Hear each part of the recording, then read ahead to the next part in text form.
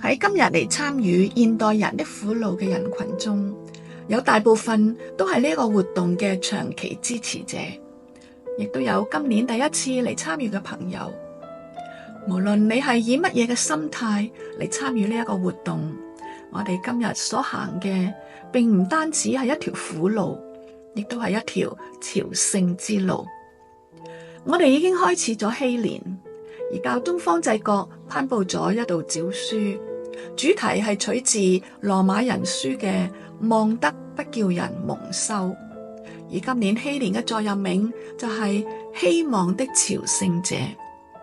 其實朝聖苦路嘅起源可以追溯到中途時代，一直傳流到現今21世紀。所以澳門天主教教友協進會採用現代人的苦路，確實係一個好貼切嘅名稱。喺我哋現代人嘅人生旅途中，每一個困難同埋挑戰都係一個成長嘅機會。今日我哋將會透過耶穌背負十字架嘅故事嚟反思我哋點樣喺面對責任、挫折、冷漠、無奈、痛苦嘅時候，我哋睇到耶穌為我哋犧牲、付出生命嘅代價。我哋睇到耶穌無與倫比嘅力量。我哋亦都睇到基督嘅人性同埋軟弱，就好似我哋一樣。但係最終佢為我哋成為完美嘅贖罪祭，救贖咗我哋。所以當我哋喺行呢一條苦路嘅默想當中，應該不斷咁樣激勵自己跟隨基督，喺救恩嘅泉源中欣然接受天主嘅計劃，激發內心嘅力量，與基督同行。讓我哋一齊喺呢一個教友協進會傳統嘅活動中，重新審視自己嘅人生，從現代人嘅生活中獲得啟發，懷住對上主嘅希望同埋信德，揾到面對挑戰嘅力量同埋勇氣，接受佢俾我哋無限嘅慈愛。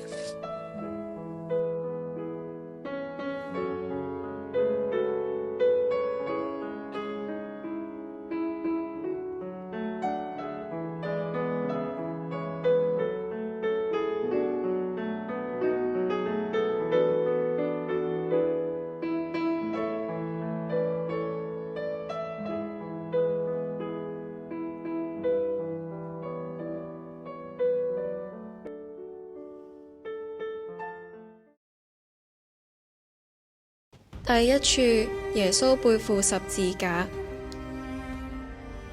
兵士們將耶穌帶進總督府內，就召集全隊兵士圍着耶穌，然後把他的衣服脫去，叫他穿上紫袍，又編了一個荊棘的冠冕給他戴上。於是他們開始對他致敬說：猶太人的君王萬歲！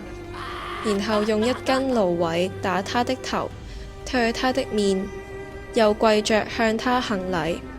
戲弄既畢，他們就把紫袍脫下，仍舊給他穿上原來的衣服，然後帶他出去，要把他釘在十字架上。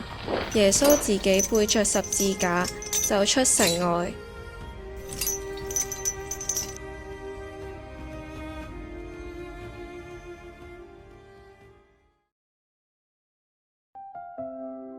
我係一個啱啱大學畢業投身社會嘅年輕人，原本抱住一個比較正面嘅心態去揾工，但係由於近年隨住新冠疫情嘅衝擊同埋環球經濟嘅下滑，揾工都比較困難。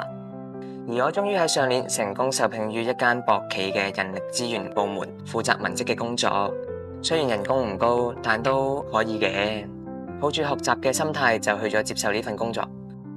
我嘅工作主要都係負責一啲幫同事幫公司去提供輔助性嘅工作，例如搜集同埋整理人事同埋其他涉及管理方面嘅資料，提供俾上級分析考慮，再交俾管理層作出決策。唔知係咪認為自己嘅能力可以做到一啲更加複雜同埋技術含量更加高嘅工作，所以喺工作入邊一直都患得患失咁，甚至好多時都認為呢一類嘅工作只係機械性嘅工種，冇技術含量，所以就冇投入太多嘅精神同埋時間喺工作上面。由於我嘅心唔喺工作入邊，所以咧成日都諗住放假就去旅行。有一次因為我準備出發去旅行之前，需要搞掂自己部分嘅資料搜集，但係因為時間唔係太夠，又唔夠時間去做資料嘅檢查啦，心諗嗰啲資料應該冇咩大問題啦，所以咧就交咗俾同事同佢哋講啦，啲資料已經 check 咗啦。當我去完旅行返工嘅時候，負責整理資料嘅同事就好嬲咁同我講，點解冇將啲資料核實呢？就同我講啲資料核實咗，交咗俾上頭嘅時候，上頭就話呢啲資料錯晒嘅。咁我就梗係話我自己冇做錯啦，冇問題，唔係我嘅錯。我自細就係嗰種唔肯承認自己錯誤嘅人。雖然我之後已經領洗成為咗一名嘅基督徒，但係都仍然未改變到我呢一種嘅性格。最後公司認為係整理資料嘅同事有錯，所以呢一位同事咧都收到嚴厲嘅 warning，而影響咗佢工作嘅前景，搞到佢好唔開心。似乎佢就成為咗我嘅代罪羔羊。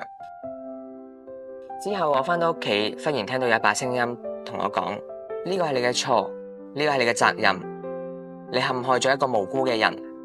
我即時嘅反應係諗起耶穌基督，佢唔係正正就係為咗我哋全人類嘅罪過而被釘在十字架上咩？成為咗我哋嘅代罪羔羊。我感到成個人都好似跌入咗深淵咁，十分之後悔，因為我應該要為自己嘅錯而承擔責任。既然耶穌都唔係因為自己嘅罪而要背負沉重嘅十字架，而我確實係犯咗錯而逃避自己嘅責任，唔主動去背起自己嘅十字架。我嗰一晚成晚都瞓唔着，就好似有一把聲同我講，叫我勇敢去面對呢一個嘅責任。當一下我好似釋懷咗，所以我第二日即刻返到公司就同嗰位同事講，對唔住，係我嘅責任，仲同佢講可以同上級解釋返。但係呢一位同事就同我講話唔使啦，因為呢一件事已經過去咗，而佢本人亦都覺得呢一件事佢都有責任，因為佢要 check 清楚每一位同事交嘅資料有冇錯，所以其實佢都要負翻上一定嘅責任。呢個時候我突然間喺佢身上見到耶穌基督嘅身形，我嘅同事正正就喺呢個時候同耶穌基督一樣做咗一個寬恕嘅行為，而我就一味都諗住逃避責任。經過呢一件事之後，令我更加明白要學習耶穌基督背負自己嘅十字架同埋承擔責任嘅重要性。而家已經轉咗去其他嘅工作，而呢一位嘅舊同事亦都成為咗嘅好朋友，因為我同佢講，我喺佢身上見到耶穌嘅身影，佢同我嘅接觸多咗，而家亦都俾我感染咗參加舞蹈班，成為一個真正嘅基督徒。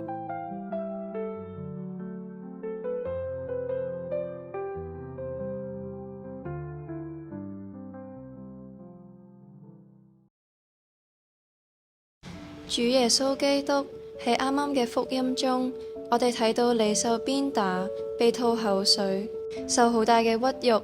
喺反省嘅故事入邊，又睇到人容易主觀去審度自己嘅遭遇，缺乏客觀嘅理解，而先維護自己嘅利益，導致誤會同埋無理咁傷害其他人嘅行為。我哋為此感到慚愧，求你接納我哋嘅懺悔。主耶穌基督，藉着你人受的痛苦，你令我們看到人可以為了自身的利益、方便和習慣，忽略親人和朋友的處境，因而傷害了他們。求你使我們謹記，當我們傷害旁人之時，同時侮辱你，增加你的苦痛。求你寬恕我們，賜我們改過的恩寵。阿們。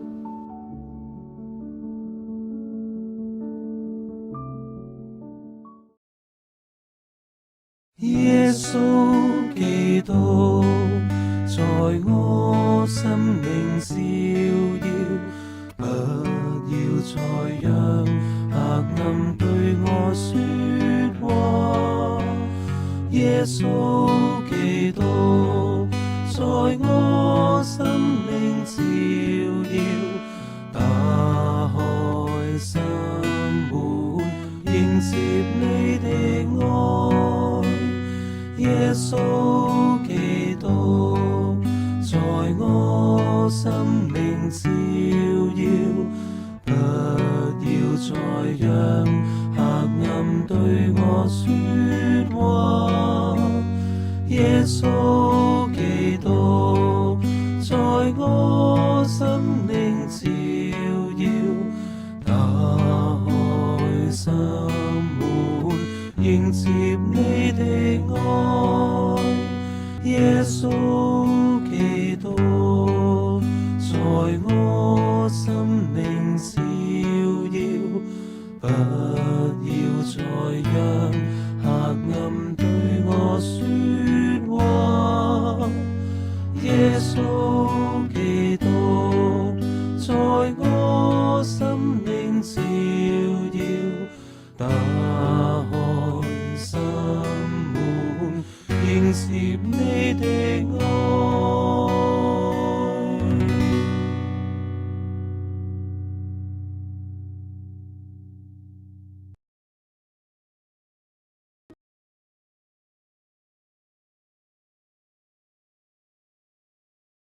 第二處，西滿背負耶穌的十字架。他們把耶穌帶走的時候，就找住一個從田間來的基勒乃人西滿，把十字架放在他肩上，叫他在耶穌後面背着。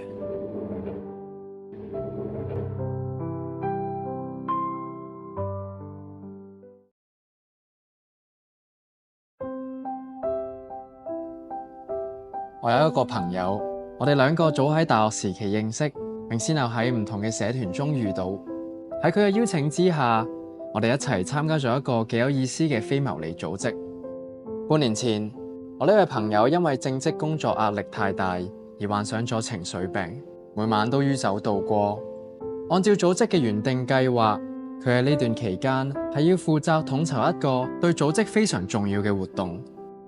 由於受病情影響，佢漸漸收起咗自己，冇再跟進組織要佢負責嘅統籌活動，亦都中斷咗我哋之間嘅來往，彷彿突然係大家嘅視線中消失一樣。我嘗試咗好多唔同嘅方法去聯絡呢位朋友，幾經辛苦之下，終於揾到佢，並知道佢嘅病情。當時大家都唔知道佢正喺度背負緊自己沉重嘅十字架。由於我朋友隱瞞咗佢嘅病情，亦都未有向組織解釋唔繼續負責統籌有關活動嘅原因，所以呢個活動即將要爛尾。舉辦活動嘅日子逐漸逼近，組織好急住咁揾其他成員去代替佢嘅工作。我朋友就喺社交媒體上持續咁發佈自己飲酒消愁嘅 post， 佢嘅行為引嚟咗我同其他人嘅猜測同不滿。我喺度諗，點解佢唔積極接受治療，而喺度放任自己？因為佢嘅不負責任，組織決定將佢雪藏，並且將相關統籌活動嘅重任交付俾我同兩位資深嘅成員身上。我當時覺得計唔舉啦，但出於對組織嘅責任感，我就應承咗幫手。而喺呢一刻，我不滿嘅情緒已經達到咗頂點啦，內心不斷咁指責呢位朋友，呢個明明就係佢嘅本分，點解仲要我做埋佢一份啊？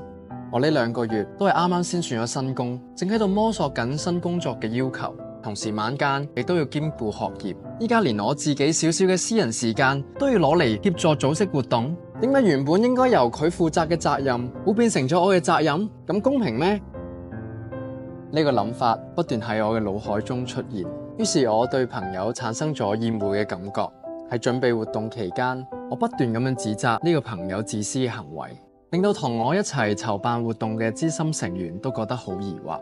佢哋問我，與其不斷咁樣提起人哋嘅不是，點解唔好好完成組織分派嘅工作呢？我哋加入組織嘅初衷，唔係應該要去幫助籌辦一啲對社會有意義嘅活動咩？後嚟我先知道呢2位資深成員係基督徒，佢哋開解咗我，並話俾我聽有關西滿幫助耶穌背負十字架嘅事蹟。耶穌基督亦都唔係因為有罪或者犯咗咩大錯而俾人釘死喺十字架上。我哋唔應該只係睇表面，唔去了解真實嘅情況之下妄下判斷。經過呢2位成員嘅開導之後，我嘗試向天主祈禱，期間諗起西滿其實都只係一個路人，但佢都願意去幫助耶穌背負呢個十字架，減輕耶穌嘅負擔。我應該要以西滿作為效法嘅榜樣，我小小嘅舉動就當我幫呢位朋友背負佢嘅十字架啦。而且耶穌背負十字架所成全嘅唔係佢自己，而係全人類嘅救贖。所以我同自己講，我今次捱義氣幫手，除咗幫到朋友之外，亦都係想呢個活動成功，可以為社會出一分力。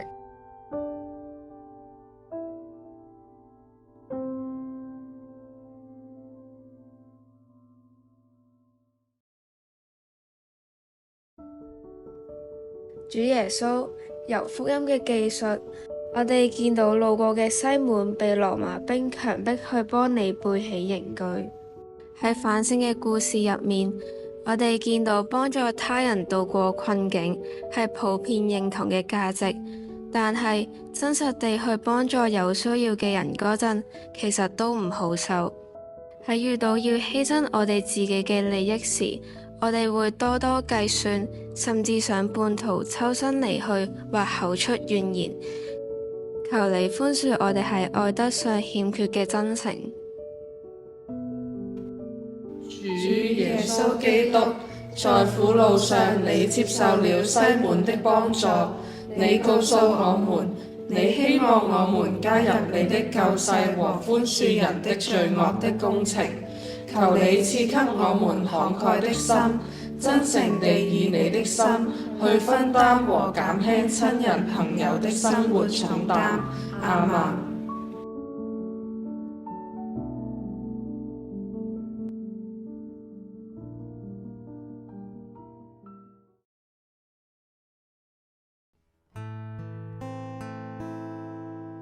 不再有憂慮，不再有害怕，如住在一起，什麼都不缺。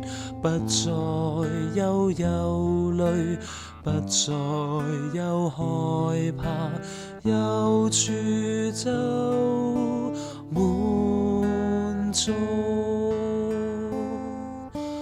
不再有憂慮，不再有害怕，如住在一起，什麼都不缺。不再有憂慮，不再有害怕，有主就滿足。不再有憂慮，不再有害怕，如住在一起，什麼都不缺。不再有憂慮，不再有害怕，有主就滿足。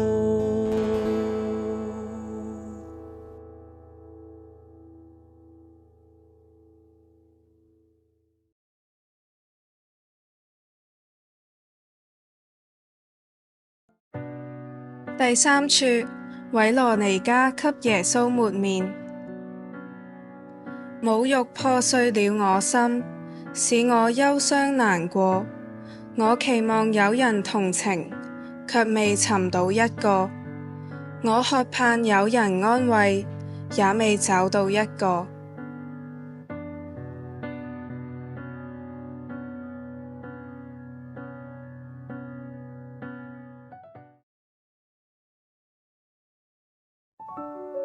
呢件事一直令我深感內疚同埋自責。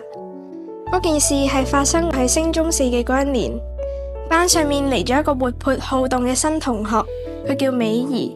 佢識得打扮，雖然有陣時講嘢同埋態度比較囂張同埋自大，但係佢絕對係一個善良嘅女仔。有一日，我放學經過學校隔籬嘅嗰條後巷，見到佢被3個成日喺附近流連嘅小混混包圍住。佢哋係名副其實嘅惡霸，中意蝦一啲誤闖佢哋地盤嘅落單學生，搶走佢哋嘅零用錢，又恐嚇唔可以指證佢哋，如果唔係就會受到嚴厲嘅報復。我嗰陣時企喺遠處，又驚又擔心，我心入面好想上前去阻止佢哋，但係又唔可以鼓起勇氣，因為我都驚俾佢哋睇上成為佢哋嘅目標。所以喺心急如焚嘅情況底下，我希望咁啱有老師經過就可以求助。但係過咗一陣都未有老師或者路人經過，而我嘅出現已經俾佢哋發現咗，所以我急急腳咁樣離開咗，而且喺屋企嘅路上亦都冇撞到老師。當我返到屋企嘅時候，我的確有啲擔心美儀嘅情況，喺憂心忡忡嘅情況下都冇心情食晚飯。喺第二日返到學校之後，就得知美儀冇上堂，聽講佢俾人搶劫受傷咗，仲請咗1個禮拜嘅病假。我知道咗之後，我好後悔，因為我知道係邊個打劫佢，但係我又唔夠膽講出內情。之後美儀返到學校就變得沉默寡言，而且怕事，亦都唔係好鍾意參與群體嘅活動。喺之後嘅1個學期，佢更加移民到去外國讀書。我不斷為呢一件事感到自責。如果嗰日我有出手幫手，結局可能就唔會咁樣。但係慢慢地，我又回歸到現實。我認為以我渺小嘅力量，根本改變唔到啲乜嘢，只好接受現實。到我中6嘅嗰一年，我發現我心底原來仲有一顆正義嘅心，唔至於想象中嘅咁冷漠。嗰一年，我參加咗學校嘅舞蹈班，我開始關心周圍嘅人。喺一次拜苦路嘅反思活動入面，講到韋羅尼加為耶穌抹面，我心諗，你邊度嚟嘅勇氣啊？眾人都驚到要逃避，即使係一直追隨佢嘅門徒，都驚得要死，一個一個咁樣離開耶穌。即使想陪伴佢，亦都只能夠喺遠處遙望哭泣。而你就唔怕後果咁樣為正義嘅人企出嚟，更加為佢擦臉抹眼淚。喺嗰個時候，我腦海不斷諗起以往嘅懦弱，而感到無地自容。突然之間，修女輕拍我嘅膊頭，於是我喺活動嘅過程入面，將我一直收埋喺心底嘅事全部講晒出嚟。修女聽完之後同我講，天父明白你嘅處境，佢係生活嘅天父，會令人喺經歷入面成長，喺生活入面感受到佢嘅旨意，並且願意同佢合作。佢希望你之後可以做幫助人哋嘅韋羅尼加。當時我非常之疑惑，我點樣先可以做到人哋嘅韋羅尼加呢？經過沉思同埋向天主祈禱，我終於明白天主要我之後都用我嘅知識、行動去守護同埋關心人哋，尤其係有需要幫助嘅人。經過呢次嘅反省，我立志要去做人哋嘅韋羅尼加，所以我喺中學畢業之後就報讀咗社工專業。目的就係成為一個社工，去關心周圍嘅人同埋事。而家我係一個駐校嘅社工，每一日都會主動咁樣同學生傾偈，關心佢哋嘅一切，盡我所能去陪伴佢哋解決困難，希望佢哋都可以享受愉快嘅校園生活。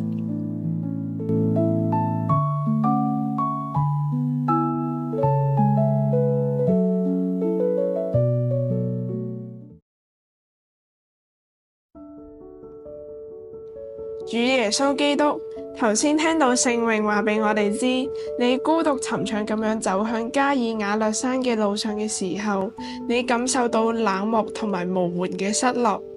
喺反省嘅故事入面，聽到人心仍然抱有一絲嘅正義感，依然願意支持同埋援助他人。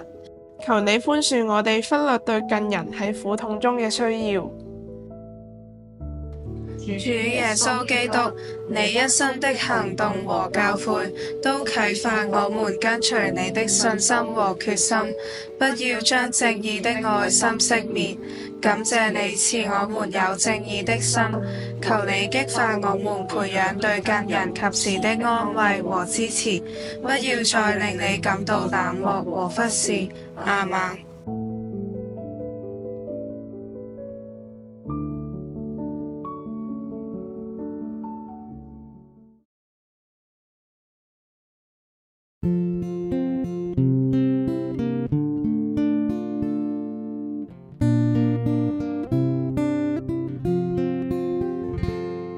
何處有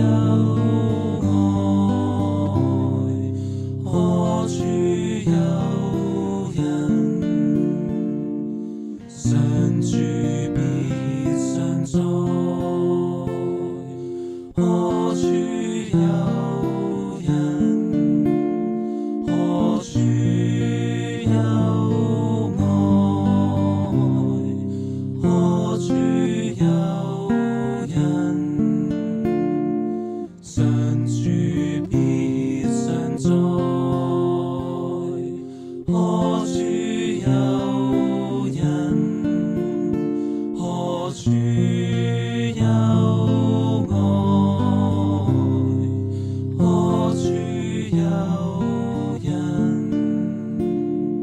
常住必常在，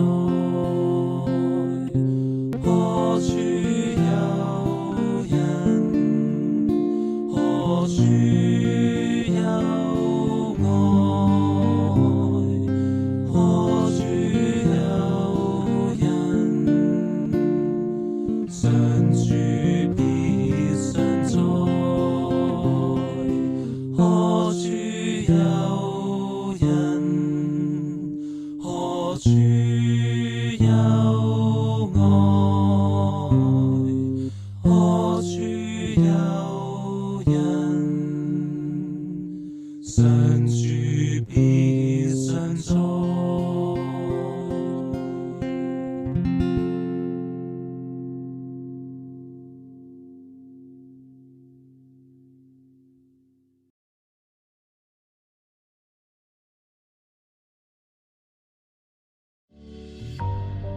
第四處，耶穌第三次跌倒。凡看見他的人，對他不勝驚愕，因為他的容貌損傷得已不像人，他的形狀已不像人子。上主的旨意是要用苦難折磨他，當他犧牲了自己的性命，作了贖罪祭時，他要看見他的後輩延年益壽。上主的旨意也藉他的手得以實現，在他受盡了痛苦之後，他要看見光明，並因自己的經歷而滿足。我正義的僕人要使多人成義，因為他承擔了他們的罪過。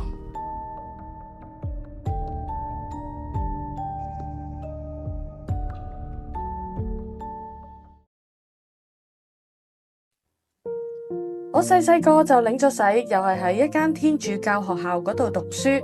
雖然成日接觸到耶穌基督俾人釘咗喺十字架上面嘅事蹟，知道喺過程之中係幾咁痛苦，但係細個時候我對痛苦嘅概念並唔清晰理解，因為嗰時我仲係好快快樂樂咁樣過住我嘅生活，好少煩惱。然而，隨住年齡嘅增長，煩惱就悄然嚟臨。大概喺我14、15歲嗰陣，我嘅父母開始有時會爭吵。年少嘅我冇辦法理解，點解佢哋會變成咁樣㗎？但係我逐漸意識到，有好多嘢我係唔能夠控制嘅。呢啲爭執持續發生，導致我感受到呢一個家庭真係發生好大嘅問題。我好唔開心啊！開始真正感受到乜嘢係痛苦，而且呢一種痛苦令我難以承受。於是我開始想要逃避，甚至渴望離開呢一個家庭。見到父母唔快樂，我亦都好無助，心中充滿咗前所未有嘅黑暗，前方嘅路似乎一片茫然，令我忽然諗起耶穌基督被釘喺十字架嘅過程所受到嘅痛苦。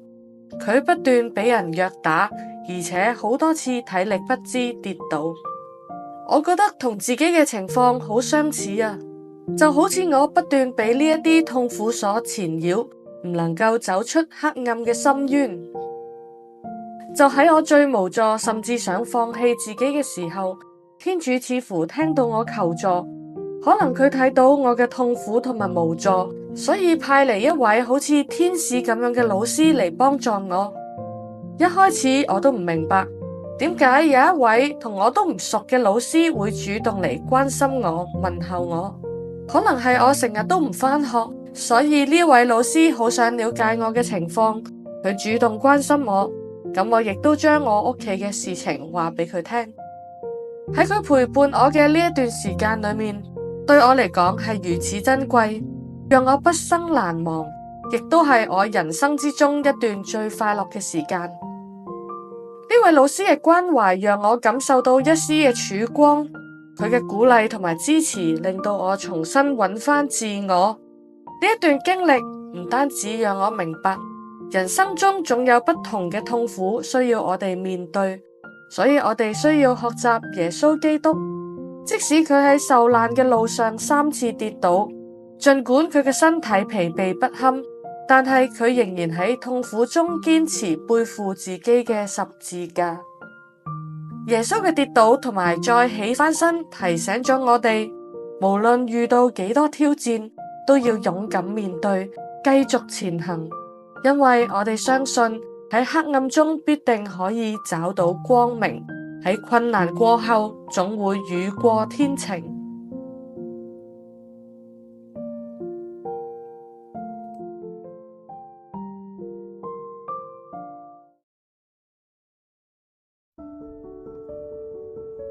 主耶穌基督，頭先福音嘅記載，讓我哋睇到你走向人生完結嘅最後時刻，仍然堅持住自己嘅使命，就係承擔人嘅罪同使人成義。喺反省嘅故事入邊，我哋聽到失落嘅人需要別人嘅勸導，使佢哋可以重回正道。求你體恤我哋嘅軟弱，寬恕我哋曾閃避做基督徒使命嘅時刻。主耶穌基督，在苦路上你顯示出你堅強不屈的意志和力量，付出一生去實踐天主父的旨意。求你讓我們分享你承行天父旨意的心力，在支持和安慰失意的近人時，實踐愛人的使命。阿們。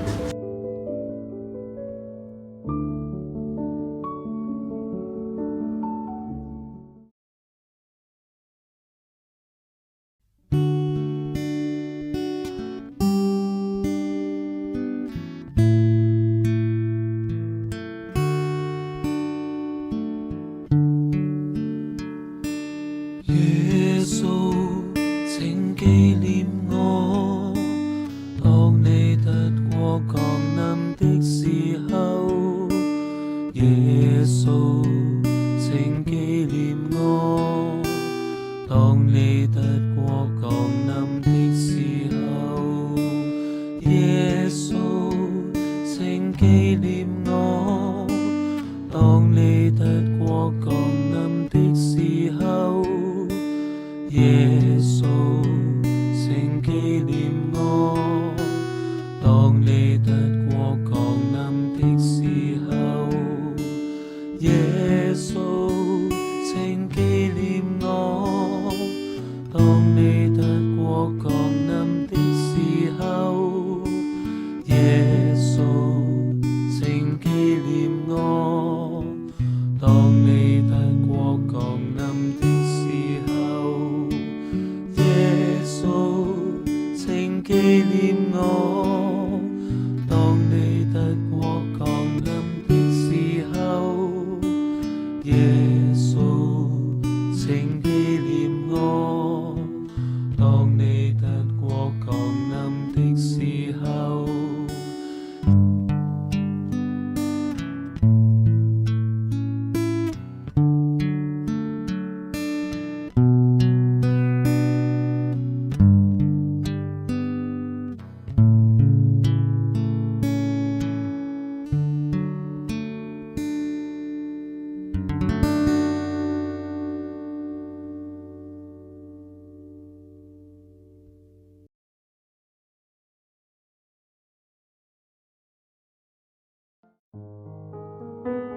第五處，耶穌在十字架上捨生。從中午開始，遍地黑暗，直到下午3時，耶穌大聲呼喊說：我的天主，我的天主，你為什麼捨棄了我？有一個人跑過來，把海綿浸透了醋，綁在蘆葦上，送上去給他喝。那時，耶穌大聲呼喊說：父啊，我把我的靈魂交託在你手中。說完這話，便斷了氣。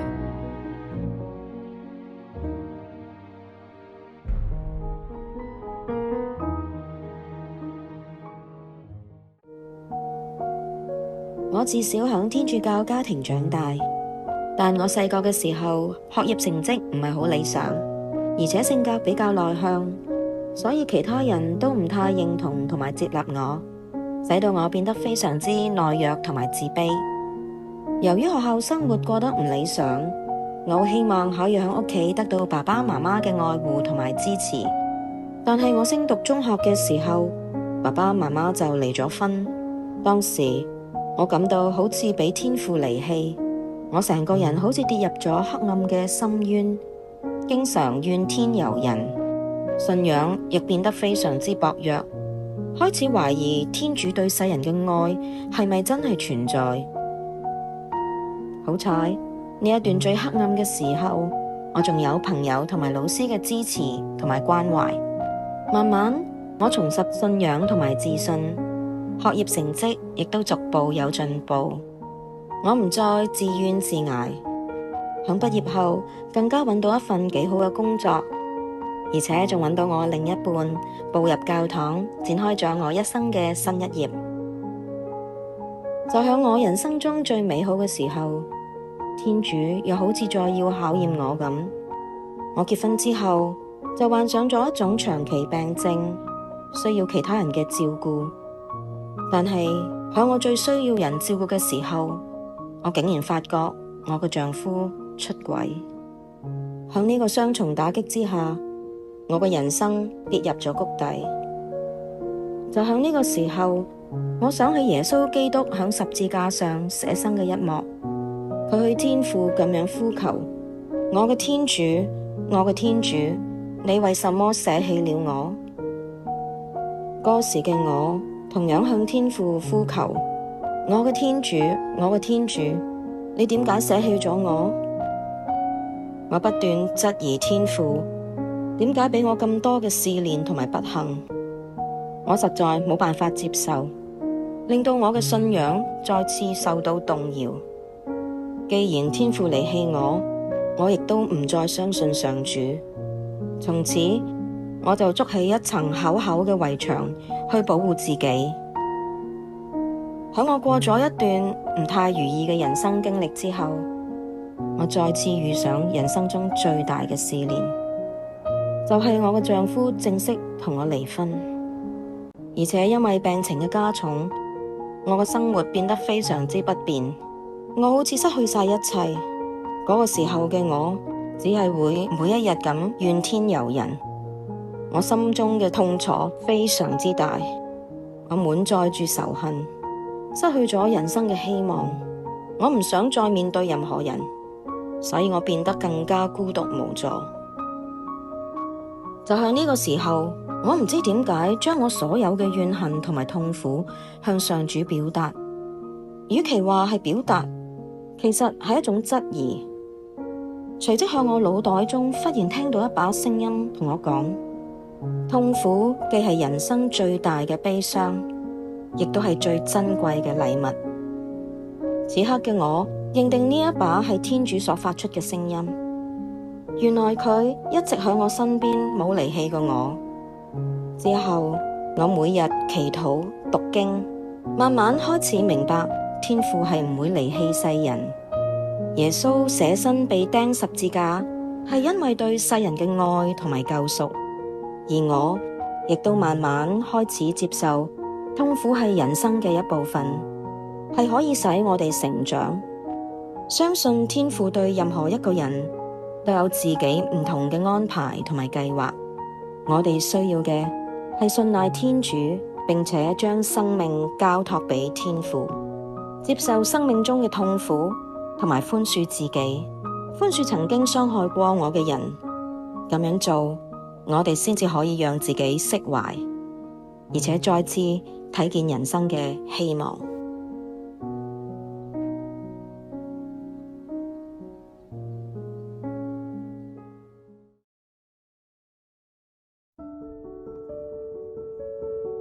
主耶穌基督，你一生實現咗你同埋人同在嘅事實，你竟然同我哋一樣要經歷死亡。啱啱福音話俾我哋知，你面對死亡嘅態度，雖然要接受極致嘅痛苦，但係都冇中魔鬼嘅圈套，離棄上主，緊靠上主，將一生嘅經歷交俾慈愛嘅天父。喺繁星嘅故事入面，我哋聽到信靠天父嘅人，雖然陷入黑暗之中，但仍然有重見光明嘅祝福。主耶穌基督，我們的救主，你用你的經歷啟示我們，要信任天父，並和你一起活現天父的旨意。感謝你今天透過聖經的話和幾位青年人的反省，在我們的苦惱默想和祈禱中，讓我們明白你走人生路的一些經歷，意識到你時刻陪同我們，叫我們不要在艱難中失望氣餒，並明白到在照顧和關懷親人、朋友及有需要的人之時，可以和你一起活出天主父救恩的計劃。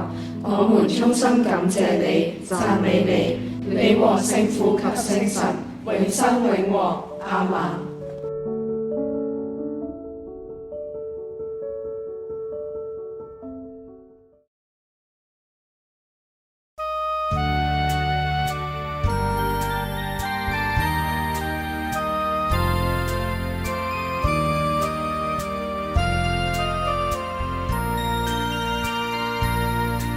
黑夜之中放光明，救主基督是明燈，罪惡聖亡，從此世灰暗消除，見朝晴的盡顯又藉全稱，恢復新生氣莫名，棄絕邪魔與誘惑，齊聲歌中上主名，黑夜之中放光明，救主基督是明燈，罪惡聖亡，從此世灰暗消除，見朝晴。耶穌寬仁普施恩，塵世裏情亂紛紛，十字聖號為標記，解凍諸聖日一生。黑夜之中放光明，救主基督是明燈，罪惡聖亡，從此世灰暗消除，見朝晴。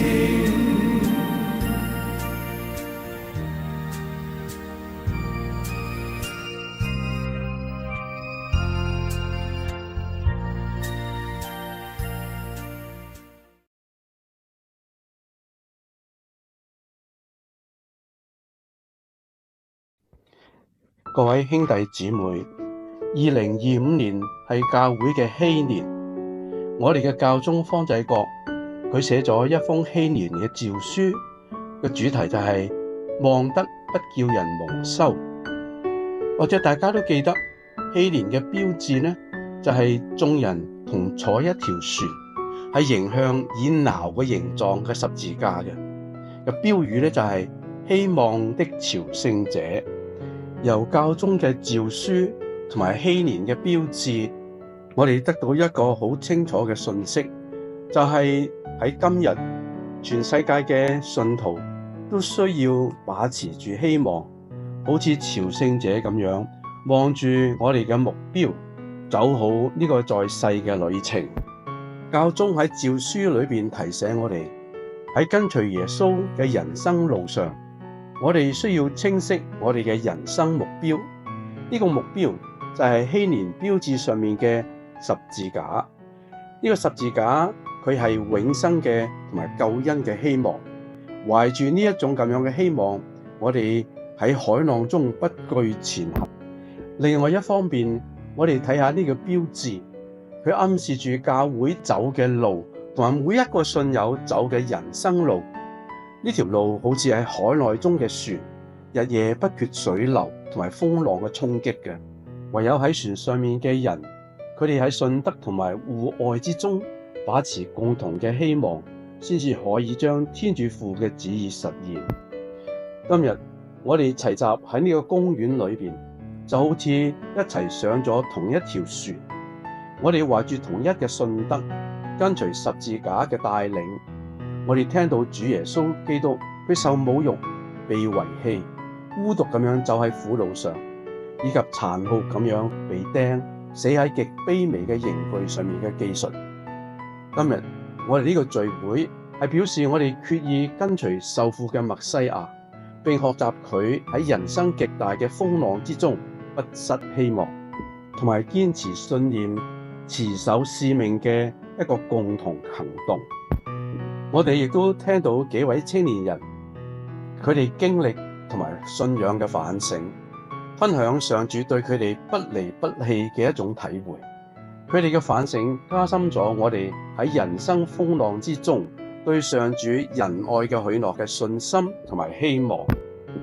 今日我哋生活喺一個急速轉變嘅社會之中，呢啲轉變包括咗文化啦、經濟同埋政治各方面。喺呢啲咁樣嘅急速轉變嘅環境裏邊，我哋本有嘅良善嘅價值觀同埋互相信任嘅態度，好似時刻都受到挑戰，令我哋對人本來有嘅良善嘅心都波動起嚟，對人對事嘅希望起咗淡薄嘅程度。呢啲係十分可惜嘅，因為我哋嘅善良喺不知不覺中被侵蝕咗。